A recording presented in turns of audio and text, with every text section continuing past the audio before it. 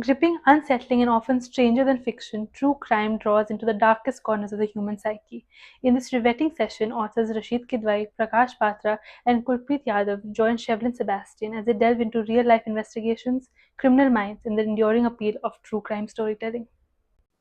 Dear friends, a warm welcome to today's session on true crime on World Books Day. I would like to welcome our guests, senior journalists Rasheed Kidwai and Prakash Patra. They have written a well-written and well-received book called The Scam That Shook a Nation, Nagarwala Scandal. And then there is Kulpreet Yadav, author, screenwriter, and filmmaker. He has published 14 books, many of them bestsellers. His next book is Dial 100, which will be releasing soon. So I will begin with a few questions. This one is for Rasheed and Prakash. Can you describe in a nutshell the story of the scam that shook a nation? Thank you for your kind words. It's a World Books Day, so I will urge all my readers and our viewers to actually, pick a book of their choice and read it. And I would, in fact, recommend Kuldeep's upcoming book, Dial 100. Yeah, ideal thing, Thank you. choice for this World Book Day. Of course, they are most welcome to pick our Mr. Patra's book on that scam that shook a nation. So pick a book, any book that you like, and it will be a real thing for World Book Day. Now, coming to that our story, see, this was the first major political financial scam of its kind in the post-independent India. My senior Mr. Patra, of course, had a very good idea about it because he covered it as well. And I also had, and so we were both very much interested to bring it to our readers, the Gen X, the Millennium kids, and others who have really faint idea about what was it like in the past. What happened? Somebody mimicking Indira Gandhi's voice called up, the State Bank of India and said that, I'm Indira Gandhi speaking, and I talked to the cashier, and she allegedly told cashier to, make 60 lakh rupees ready. 60 lakh rupees is a huge amount. We have calculated. It's like 100 crores as of now, and that's how. And the money went, and the money was sort of recovered very quickly. People were arrested, booked, trial, all those things. Then that person who was the main accused, that Nagarwala, he died in jail. There was a commission of inquiry, a very kind of exciting tale. So that is the long and short of it. Actually, as we say, the taste of pudding is in eating. Read the book, you will get the flavor. Yes, indeed. I have read the book. It's a very beautiful book, very suspenseful. So I would also urge readers to definitely read it. So I'll turn my attention to Kulpreet. Kulpreet has written 14 books, but his latest is a true crime book, and it is called Dial 100. Kulpreet, can you tell us something about the book? Sure. First of all, it's a pleasure to be here on this show on the World Book Day. Greetings to everyone who are listening in. Dial 100 is a collection of 7 true crime stories. The focus has been to celebrate those police officers who go beyond the call of duty, use technology which is beyond their training, and solve blind cases. So these are 7 cases which are very interesting and about which not very many people know because they're not very, if I can say, popular. And how the policemen have, as I said, gone beyond the call of duty, used their resources, time, intelligence, and solve these crimes. These are very interesting kind of stories. So yeah, that's Dial 100 for you. Okay, Kulpreet, I just want to ask, is it on a particular location, Delhi, or is it like different areas? So these are different areas. There's a story set in Haryana, there's one in Kerala, there's one in Assam, so different places. Yes. Okay, great. Okay. So Rasheed and Prakash, the Nagarwala scandal took place in 1971. What triggered you to take this particular story and not, there's so many scandals took place in the past so many years, but why this particular scandal attracted you?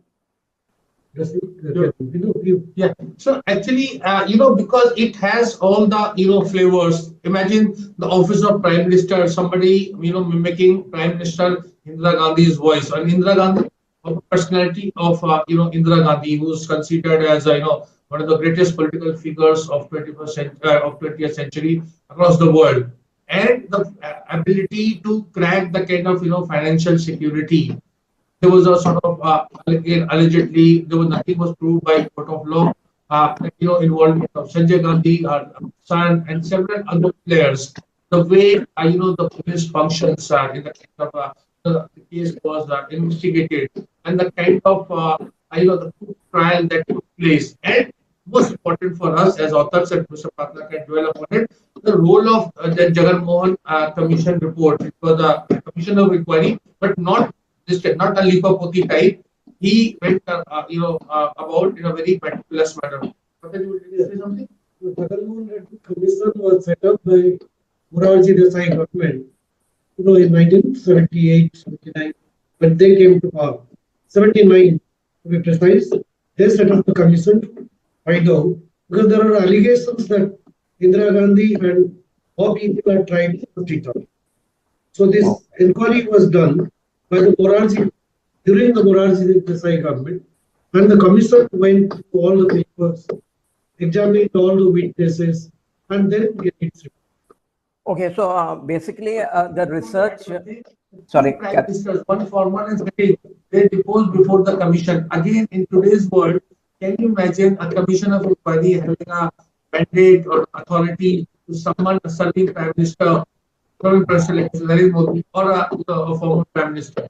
correct. So many cabinet ministers, colleagues of Indira Gandhi, they appeared. Even Mr. Advani, most of the opposition stalwarts, they also appeared before the commission and deposed. They gave their point of view.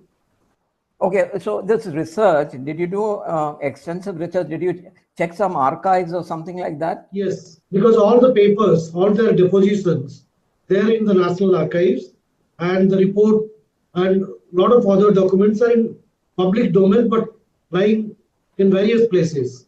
So it took us about 7-8 months time to access all those papers and prepare, our notes. Okay. So Kulpreet, I want to ask you this, that what was the research that you did for writing the book? What exactly did you do with it? So my research, since I'm a uniformed officer, in case the audience doesn't know, I've worn uniform for 23 years. And I was in the Indian Coast Guard, because of which I got a lot of exposure of leading many of these anti-smuggling, anti-piracy missions in the maritime zones of India. And due to which I got an understanding of how the police works, the police procedurals, because that became part of my duty. So that was one background. The second was, of course, over a period of time, I've befriended a lot of police officers and hang out with them a lot. So I generally have an understanding how their mind is wired and how it works, etc. But more specifically for these cases, the overall idea was to present the stories in such a way which sends two messages. One is, as I said, police is not as bad as we make them out to be. Yes, true. And the second is, let the criminals, the prospective criminals, get this message that no matter how perfect is your crime, there will be someone somewhere who will probably use technology or use his mind, and you are likely to be arrested. So this will probably deter a lot of people, and it will make our society a lot more safer.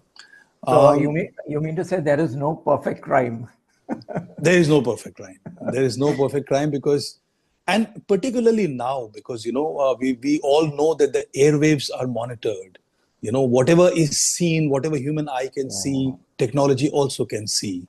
Earlier, it was only not leaving your fingerprints, and there should be no eyewitnesses, and that's it. But now we don't know how, as we keep reading internationally, and it has now started happening in India as well, as far as cold cases are concerned. People, 30-year-old cold case, 50-year-old cold cases also have been opened, which could not be investigated properly at that time due to want of technology. And those cases have been done perfectly, and the cases have been closed, and people have been brought to book. So, Just one question here, Kulpreet. Are you talking about Indian cold cases or abroad? Like I read about Western cold cases where they catch the criminal and arrest them. so But there is a yeah. So there is no mandate as such from the government or anything that I know of, which okay, says that a certain amount of time and resources the police officers need to dedicate towards cold cases. But what's happening is, it's conscience. For example, if I'm a police officer who's been, in uniform for, let's say, 25 years, and there was one particular case 5 years back, when I was 5 years into service in some place which has been haunting me till now. It could be a rape of a girl, it could be an okay, fine. old couple killed or whatever. And now it is possible for me probably to write to the people who are in that police station, or maybe in some way use my influence to make sure that cold cases, is opened again. It is happening. It happens. We already know that our police to citizen ratio is worst in the world, because of which the police officers really do not have time. They're overworked, underpaid, understaffed. I'm talking about technology, but we know they have very less access to technology. The forensic labs are very few. Forensic training is also very, very scanty right now. But coming specifically to your question of these 7 cases, now when it's a habit for me. This is my second true crime book. I did one along with Sushant Singh, who's a famous actor and also hosts Southern India, that came out in 2019, which did quite well. And this book was called Queens of Crime, and it was about women criminals. So I have been following certain cases, off and on, reading, and the cases which have kind of impacted me from the point of view of investigation and solving the cases. Those cases, then I've spent more time going through news articles, interviewing people, meeting other police officers or those responsible to understand how they've gone about it, and finding those many minute details which make the cases interesting, and also reading them is interesting. So when I'm finding out about certain cases, if I'm myself excited to know what's going to happen next, I know for sure that the readers also Right. would be excited. So this is more or less, this was my process. Okay, thank you. I'll ask my next question to Rasheed and Prakash. How long did you take to write the book? First is how long was the research, and then how long did you take to write the book? Research, as I told you, it took us about 7 to 8 months. Okay. The writing was a month or maybe 6 weeks time or something. That was 6 weeks. yeah. Wow. But once you have the research and the crime stories, being journalists, it's not you would know we are used to writing. But I must here say compliment Mr. Patra, because he was very meticulous. See, there is nothing in the book that has not been substantiated. So we had access to the entire the Reddy Commission, report, the case diary, the kind of comment that was made. So nothing, all the statements. So nothing was actually been done which is not unsubstantiated. And Okay. therefore, I would say on that World Book Day that why do books stand out as so to say what's up university or the kind of things that are being done today. There's a critical differences about accuracy, the health of facts. And that is very important. It is very easy to be, pass a judgment on, say, like Indira Gandhi, for or against. Correct. And that is actually, somebody may say that that's a weakness of the book, that the book has not been very, conclusively said that who did it. Correct. But if we, as a conscience and in terms of morality and of course journalistic ethics, to reach to a conclusion, if a commission of inquiry could not reach, so as I said, it's a very high flavor, and as Kulpreet ji was also mentioning, we have also done a lot about how police functions, what does it function, and the kind of ecosystem we have, that the kind of judiciary we have, the kind of the quick judgment that happens, and the kind of political pressure that works on the police force. So it's also, I would again urge readers, viewers to see that we have actually captured that flavor a lot. And Okay, what was like India was in 1970s. Okay. I just suddenly I got curious that So this co-authoring. How do you work? You do one chapter and then Prakash does another chapter. How does it work? So see, when we are doing the research work and investigation, so you keep writing. So it's not 6 weeks. 6 weeks to formalize the whole thing. But during the research period, you are taking down notes and you know the story and the structure is already in your mind. Okay, No, so writing is not a. sorry, Prakash, I was thinking that the method is that you do one chapter and Okay, Rashid does we the are rest. asking about Is that. that the way? So there's several Yeah, ways. yeah. So there's several ways actually. Yeah, what you are saying was also happened. Has also happened that so he wrote something and he sent it to me, and I sort of course, since he is a very seasoned and a very good writer, so I made some suggestions and he incorporated it. So like that, there were few things were there which I thought that needs to be put. But in a co-author book, there is always the co-authorship says that co-equals, but sometimes it's not. So sometimes he would be a sort of dominant person in that, because if you have seen that narrative, that really helps. Like Aako Dekha Hal. So he had that advantage of that Aako Dekha Hal. Okay. Okay, I'll go back to Kulpreet. I also would like to ask you that how long did you take to write Dial 100? So close to a year. Research, meetings, mulling over the things that I've read, sometimes also making a departure to compare with international crime, investigation procedures, and then writing. As the other authors have said, that you constantly write, also make notes when you are researching. So I've been doing the same thing, and once everything was in certain shape, then one has to make it cohesive, one has to make it reader friendly, one has to make it simpler.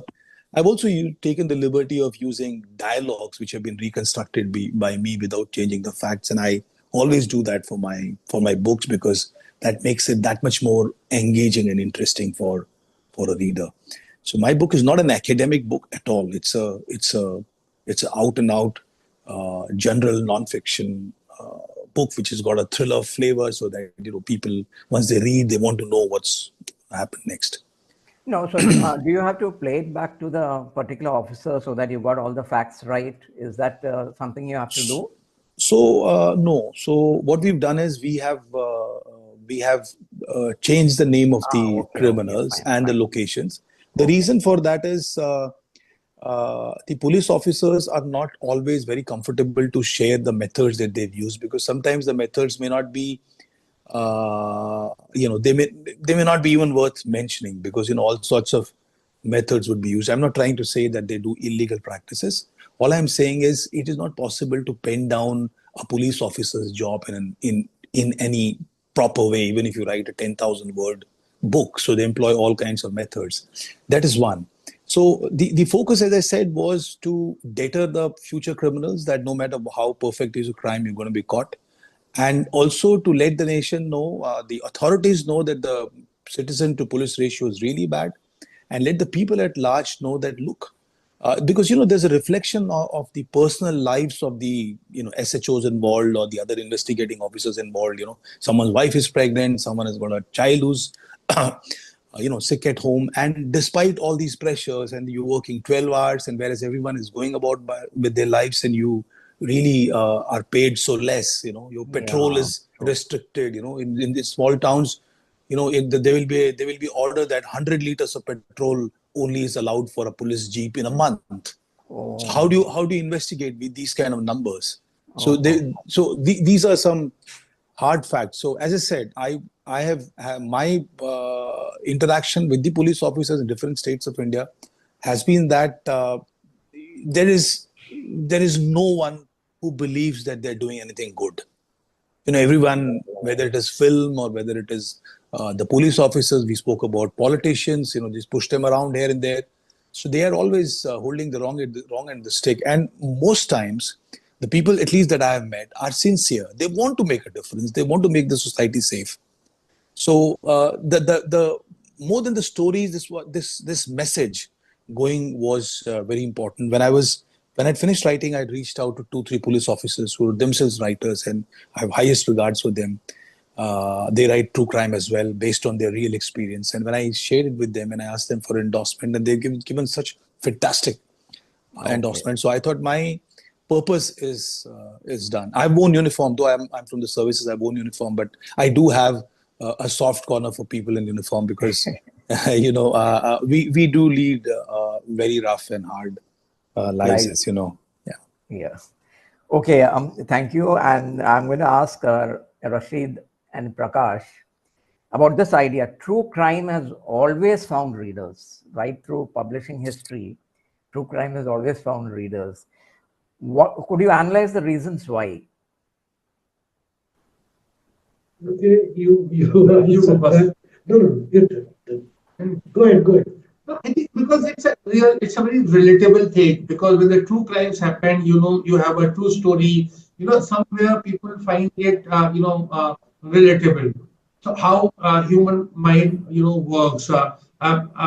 Kulpreet, for instance, is mentioning a lot about the police officers, how they investigate the kind of constraints they have. In our subject also, that Mr. Nagarwala was actually an army captain, and Okay. he came from a uniform background, and how human mind works. So how Yeah. the whole crime, the real crime was planned and executed. So it's a fascinating story, and the counter narrative of it. We look at things in black and white. There is a lot of shade of gray, and shade of gray comes from on World Book Day. I would say it comes from reading a book.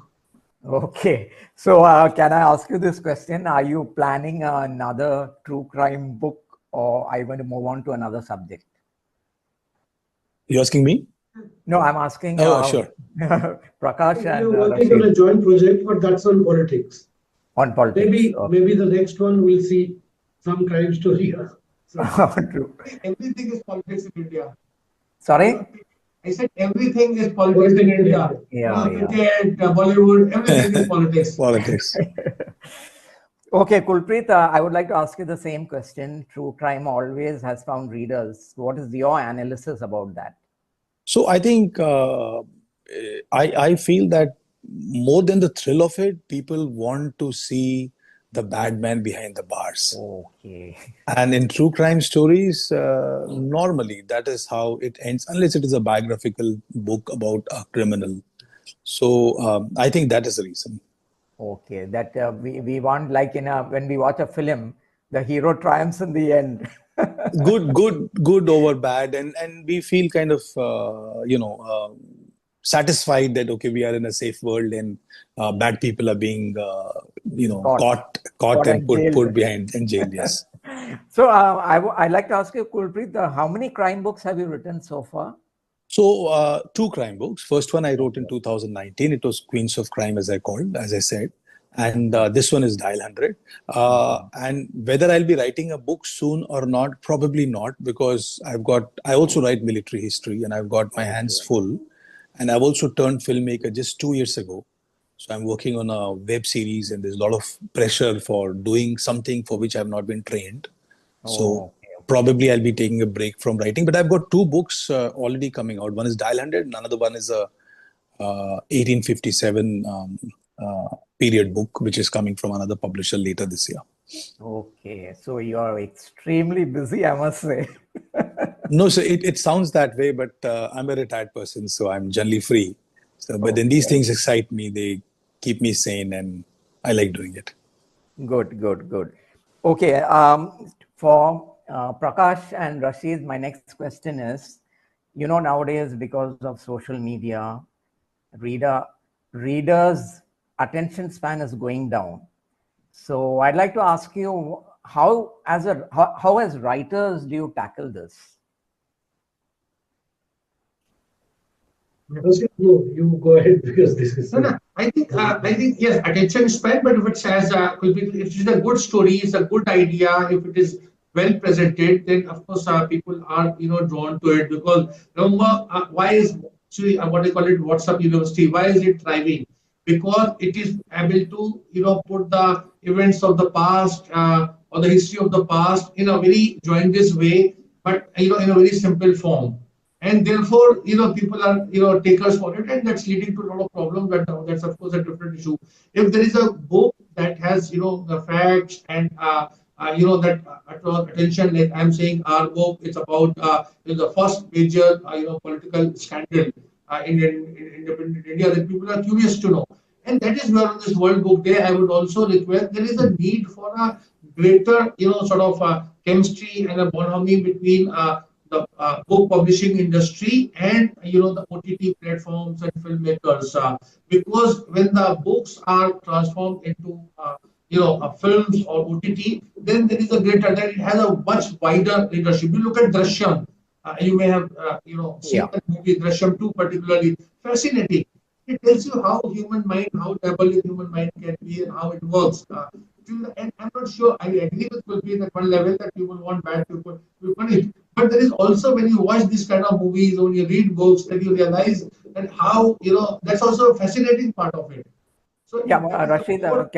can I offer a counter here?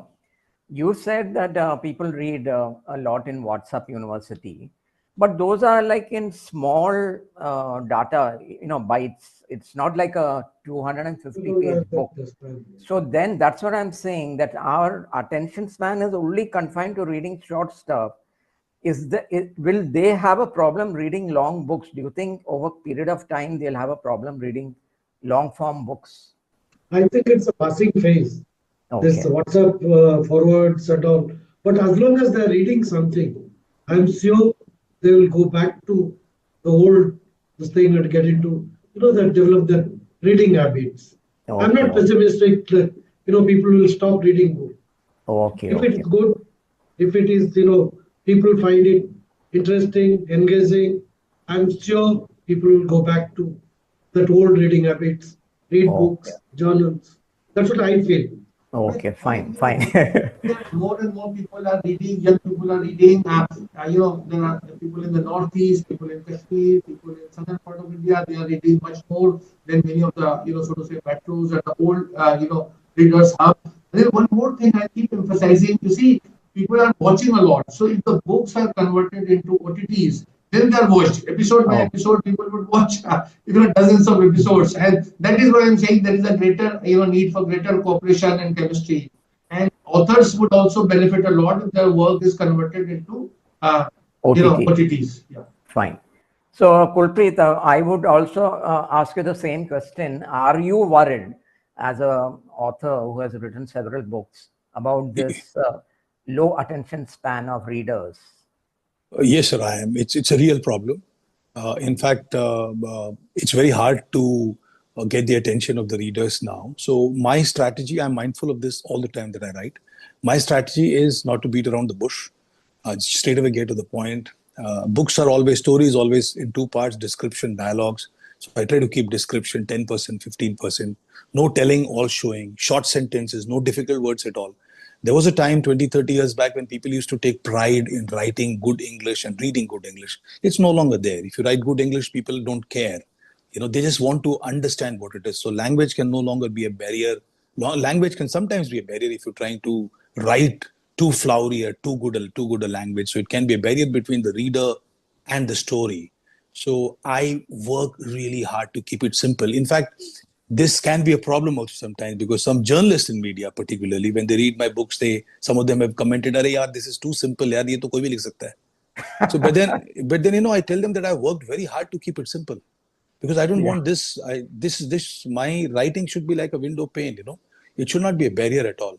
Yeah. So Yeah. I'm aware this is a problem. I was shocked last month when I was traveling somewhere and I went to T3 terminal at Delhi on the domestic side airport, and I realized that W.S. Smith, which is one of the best places that I used to visit and looking forward to visit whenever I used to travel out of Delhi, and that store is shut down. I put a post on LinkedIn, and which became viral, and a lot of people, started commenting on it. So when bookstores are not able to sustain themselves in a place like an airport and a national capital like India, which is a nation of storytellers and story readers, then I think we are really in a difficult situation. So I would say that the responsibility also is of publishers and the writers. Please do not beat around the bush. Please do not write a description which is 5 pages long, unless you're, of course, writing literary fiction or literary non-fiction, which is kind of artistic. It is different. But if you're writing general fiction, general non-fiction, thrillers, romance, or whatever, I think try to keep it. We have to come closer to the WhatsApp University. Otherwise, WhatsApp University is going to kill us. And there's no harm. In fact, some of the WhatsApp forwards are very exciting. Within 30 seconds or maybe a minute, you come to know something which, in a book would have probably you would have invested two hours to understand the same thing. So I think it's instead of just refusing to accept what the reality is, I would rather accept it and try to moderate my writing, which is more palatable for the readers. Okay, and a quick last question to all of you, quick one. Prakash and Rasheed, any tips for new writers? Very short, can you tell me?